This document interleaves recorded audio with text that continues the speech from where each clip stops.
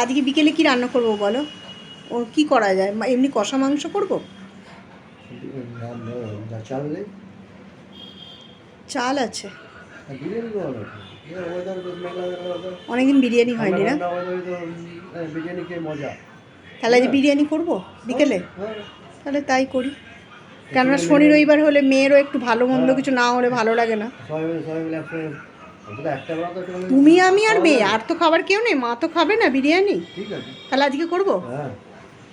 ঠিক আছে। শনি রবিবার হলেই মনে হয় ভালো মন্দ কিছু রান্না করি।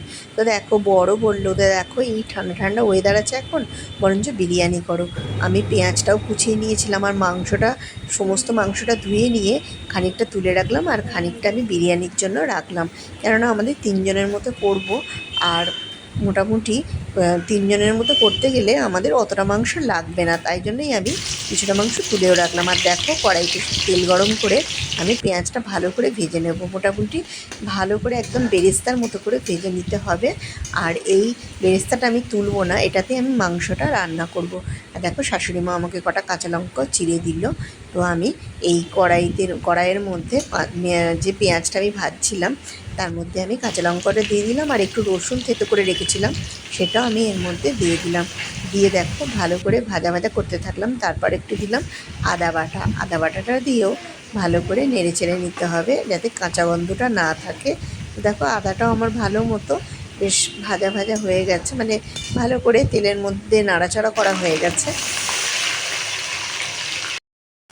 এবার তার মধ্যে আমি জল দিয়ে দিলাম। পেঁয়াজ আর রসুন ভাজাটার মধ্যে আর কাঁচা লঙ্কাটার মধ্যে আমি একটু জল দিয়ে দিলাম। এবার দিলাম একটু লঙ্কা গুঁড়ো, হলুদ গুঁড়ো, তারপর দেখো চিকেনটাও আমি দিয়ে দিলাম। চিকেনটা দিয়েও চিকেনটাকে ভালো করে এইভাবেই সেদ্ধ করব। তো দেখো যতগুলো চিকেন আমার দেওয়ার কথা ছিল তো সবগুলোই আমি দিয়ে দিয়েছি। আর আমরা মোটামুটি 3 জনের মতো করেছিলাম, বর খাবে, আমি আর মেয়ে, এই 3 জন। তো দেখো ভালো করে মাংসটাকে মানে বেশ নাড়াচাড়া করে নেব।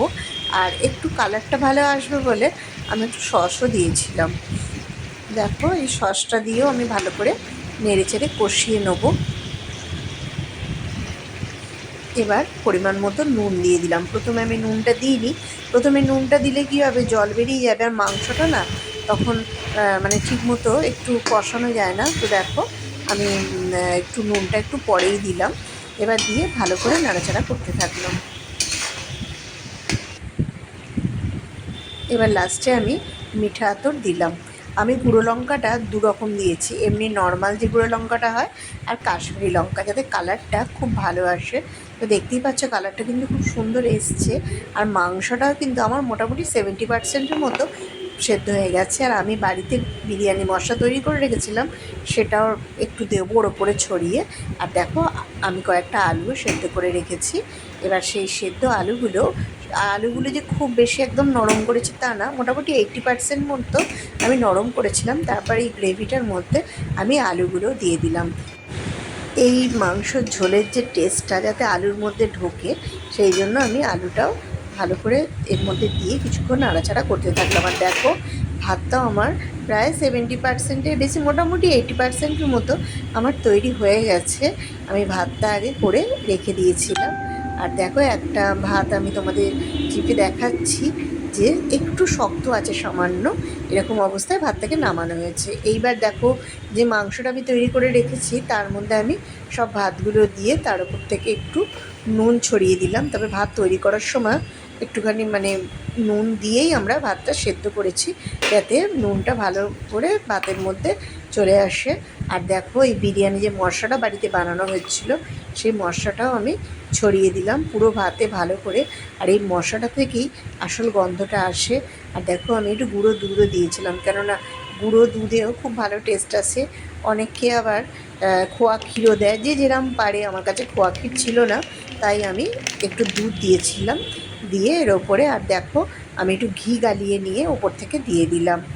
দিয়ে আর মাংসের ঝোলটা তো নিচে আছেই। আর দেখো মিঠা আতরও দিয়েছি, আর এর মধ্যে একটু সাদা তেলও দিতে হবে। মিঠা আতর মোটামুটি আমি একটা শিশি, আমার ছোটো শিশি লেগে গেছিলো। আর দেখো একটু সাদা তেলও দিয়েছিলাম। একটু তেল তেলে না হলে এর জুসিনেসটা আসে না। তো দেখো আমার মোটামুটি এটা সাজানো হয়ে গেছে। এবার আমি এটা ঢাকা দিয়ে দিলাম, দিয়ে আমি এটাকে দমে রাখবো। দেখো বিরিয়ানিটা আমি একটা তাওয়ার ওপর বসিয়েছি, আর কড়াতেই সব সাজিয়ে টাজিয়ে একদম বসিয়ে দিয়েছি, আর যাতে লেগে না যায় সেই জন্য তাওয়ার ওপর বসিয়েছি। মোটামুটি 20 থেকে 25 মিনিট আমি এটা দমে রাখবো, তারপর নামিয়ে নেবো। দেখো মোটামুটি আমি 30 মিনিট রেখেছিলাম। এইবার আমি বিরিয়ানিটা ঢাকাটা খুলে দিলাম, আর তাওয়ার ওপর বসিয়েছিলাম। এত সুন্দর দম হয়েছে, আর বিরিয়ানিটা হয়ে যাওয়ার পর চারিদিকে তো বিরিয়ানির গন্ধ যেন ম করছে, আর কালারটাও এত দারুণ এসছে। আমি ভাবতেই পারিনি যে বিরিয়ানিটা এত সহজভাবে, এত তাড়াতাড়িভাবে করে এত সুন্দর হবে। বিরিয়ানিটা দারুণ হয়েছিল, যেমন সুন্দর মাংসটা সেদ্ধ হয়েছিল তেমন সুন্দর আলুটাও সেদ্ধ হয়েছিল, আর ভাতের যে চালটা সেটা একদম ঠিকঠাক দম হয়েছিল।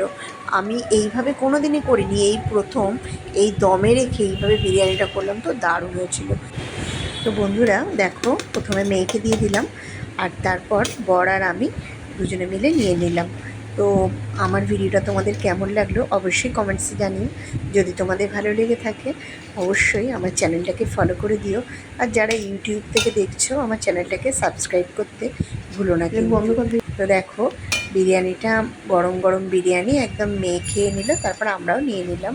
কি গো, হ্যাঁ না খেয়ে বলবে। পেঁয়াজটা দিয়ে দাও। ও পেঁয়াজ, হ্যাঁ খেয়ে বলবে কেমন হয়েছে। তোমার পেঁয়াজ নেই? আমি তো পেঁয়াজ খাবো না, খেয়ে দেখো তো কেমন হয়েছে টেস্ট। খুব গরম না? এই সবে নামালাম তো। কেমন হয়েছে গো? দোকানের থেকে ভালো হয়েছে। তাই? দোকানের থেকেও ভালো লাগছে। দেখতে কিন্তু দারুণ লাগছে বলো বিরিয়ানিটা। দেখি একটু আলু নিই আর একটু চিকেন নিই। চিকেনটাও খুব ভালো হয়েছে, খেয়ে দেখি। দারুণ হয়েছে গো।